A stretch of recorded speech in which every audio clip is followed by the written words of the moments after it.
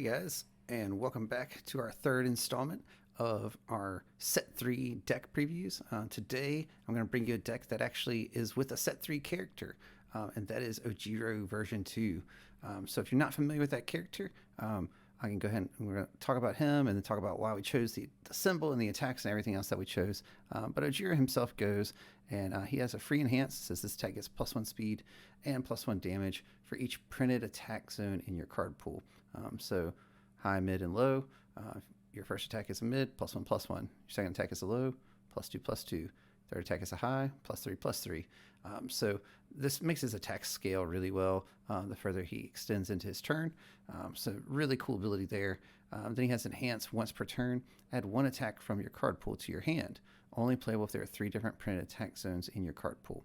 So again, he has to have a high, mid, and a low, but then he gets to go and pick one of them up and put it back into his hand once per turn. So kind of making him like a 7-hander on offense, which is really cool. And that kind of led me to build a water build of him, and even further, build it with punches. So our first attack is Downward Frost Spike. It's a punch, and it says enhance your next punch or ranged attack gets +3 damage. Well, pretty much all of our attacks are going to meet that qualification. It also says in Deadlock Enhance, gain stun 3, because why not? So just a really cool setup and utility piece that should work well with the rest of our attack lineup. Mentor's Legacy Punch is a awesome card. It's got a really cool ability that's response card pool remove. After your rival plays a non-character responsibility, cancel it. So this is really good against things like Breaker and other disruptive things that your rival wants to do during your turn. And it also clears from progressive. So again, pretty awesome. Should be useful. Also most notably a punch. Followed by Karate Chop. And this is, Ojiro's signature attack from Set 3. And it's another mid. So those are our 2 mids. And it's got a free enhance on it that says your rival commits 1 foundation for each printed different attack zone in your card pool. So that means that sort of like Heroic Strike, it's going to commit basically for each one that we've played. So ideally it'll commit 3, and we'll play this as our third attack. So that could be kind of awesome. Then it's like a 7 mid 7 that committed 3, kind of like a 10 mid 7. It's pretty insane. And it makes them discard a momentum at the same time, because why wouldn't it? Even further, you get to target what they discard, so that's kind of awesome. Just go ahead and snipe those face-up momentum so they can't have them. And then it has a free Ojiro enhance. Your rival flips 1 foundation. We have another new attack with Frozen Slash that is a punch and a range, so it's always online as well with Downward Frost Spike. However, its buff, its ability, is only online sometimes. So it has the ability that says if this attack has received a speed and damage bonus, your next ranged attack gets +2 speed and +2 damage. Well, good news is our character will always give this a speed and damage bonus, even if it's our first attack. Bad news is it's our only ranged attack, so that ability is probably not going to matter a whole lot. But I wanted to try it out, see how it works. It seems like a neat card. It also has a pretty cool deadlock that your rival loses 1 health for each ranged attack in your card pool. So, that's not nothing. And then we have Spinning Kick. This is our other high attack. So Spinning Kick is Ojiro's other attack, and it's the only attack in our lineup that doesn't match any keywords. And that's just because I wanted to check this card out because, well, it's a new card and I want to play with new cards.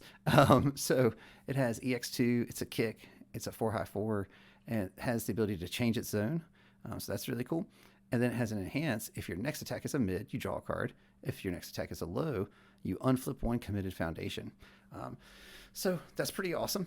Should lead to some really cool lines of play and just kind of giving the character a little bit extra to get where he needs to get to. And then our final attack is Cheerful Uppercut, a set 2 banger of an attack. A 5 low 4 pitch momentum to give it +4 damage. You add your character, maybe it gets +3/+3 off your character or something, or maybe you opened with it, just got +1/+1. It doesn't really matter. This thing's got great stats.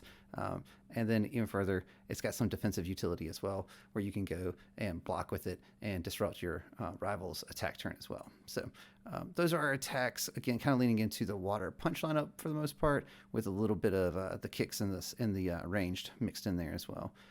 Next, let's talk about the actions. And again, new cards. I want to try to play new cards. So Recovery Time. It's a new action from Set 3. And it's a +1 mid block with Breaker 1. So, all right, cool. Then it has a response remove. After you take 5 or more damage, just gain 4 health. All right, don't mind that. And then response after this card leaves your hand due to your rival's effect, draw 2 cards.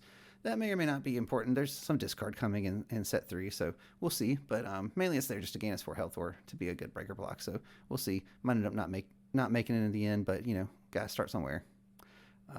With that, let's talk about the foundations. And if you're playing water, there's 1-0 diff. You're gonna snap include every time, and that's gotcha. Card is just good. It's useful. Add speed, take speed away. Immediately included. Acrobatic, another great piece of spam that water is getting in set 3, and it's some more speed reduction. And even further, if you block with it, it removes itself, so it kind of clears, so you don't have to play with that progressive on defense. And then you got basic training, another great piece of spam from set 3. You're gonna notice a lot of these cards are from set 3, and there's a lot of good stuff here. So yeah, basic training has a free response once per turn. After you play an attack, it gets +1 damage.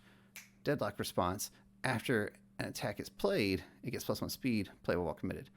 So while the first response that's always online is just once per turn, it's free damage, but hey, it's free damage. The deadlock response is not once per turn, and that can get unruly, make things incredibly fast. So there's a lot of really good deadlock threats in here. So your rival's probably going to be sitting at 10. They're not going to want to go past 10. Ice gliding is going to, again, set 2, kind of staple card. Everyone ran it. It's really good. Just add some speed or take some speed away. Then if it's blocked, add some more speed or take some more speed away. So nothing wrong with that. My personal favorite defensive piece from set 2, which is Struggling with Studies, has Enhanced Flip. If this is your rival's 3rd or greater attack this combat phase, add 1 card from your card pool to your hand. Oh man, nothing feels better than when you block early and then they keep on pushing and you just get to pick that block right back up and play it again, or just hold on to it for your turn. Struggling with Studies is just a really cool defensive piece and a card that, definitely think if you haven't checked it out, you need to check it out. Feeling Cute, another new set 3 card, and this is our way of staying out of deadlock. So it has Enhanced Destroy 1 Foundation. Your attack is +1 speed. You may have noticed by now that most of these foundations and attacks just buff the stats. So that was kind of the approach here, is we just want to run as much stuff as we can to kind of make our attacks as large as possible. Think Fast, we're running 2 of those. It is a unique foundation, but again, add stats to stuff. So enhance if the zone of your attack has been changed, it gets +1/+1. And then it also has the ability to change the zone. It is worth noting that that does not interact with the actual character ability, because it does refer to printed attack zones. And when you change it with a card effect, it's still referencing the printed, not the current attack zone. So no cool interaction there, but does give us a way to mix things up and does give us a way to add some more stats. So we want to try that out as well. Next, we have Classmate Introduction. It's, again, just more stats. Our first attack with this gets +1/+1. Our character gives it +1/+1. So that means our first attack every turn gets +2/+2. Seems pretty all right. Student of the Art. That is Ojiro's foundation from set 3. And it has a really unique ability even further. It's really useful if you're Ojiro, which is Enhanced Flip. Add 1 attack from your discard pile to your card pool and seal it. If your character is Ojiro, that attack does not count towards progressive difficulty for the rest of the turn. So what that means is that it's sealed, so it can't do anything while it's in there. It loses all the other attributes and everything inside of the text box. However, it also doesn't count towards progressive, so it's not going to slow you down. And it's his ability on his character will still see that card and its attack zone, because sealing doesn't take away its attack zone, just takes away any of the referencing inside of the text box. So really strong, really powerful card for him. So we want to make sure to include that. And finally, we have Rescue Completed. Rescue Completed. It is, I'm sorry it's in here now. It's a set 1 staple. This card's just so good. Again, adding speed, taking speed away, also gives us a way to ready some cards if we need to, kind of find a way to push a turn a little bit further. But mainly here for that extra speed and extra utility out of cards. Maybe we can flip something and then we commit it with this, and then we destroy it with, Feeling Cute, and we've added, a whole bunch of speed to something for no apparent reason. So also Rescue Completed plus Gotcha, that set 1 combo that you just can't let go. So there you have it, guys. That is the Ojiro Water deck that I'm going to be testing out when set 3 drops. Hopefully, seems like something that you might be interested in. Can see some cool interactions. thank you so much for everyone who's watched and commented and shared their thoughts on our previous videos. Keep it coming. I'm glad you guys are enjoying this sort of content. Something I enjoy doing and kind of sharing where I'm at currently and the things that I'm excited to play as well. So if you have not yet, make sure to like and subscribe to the channel and leave your thoughts and your comments on this deck down below as well. And I look forward to hearing from you guys. Enjoy set 3. Have a good one.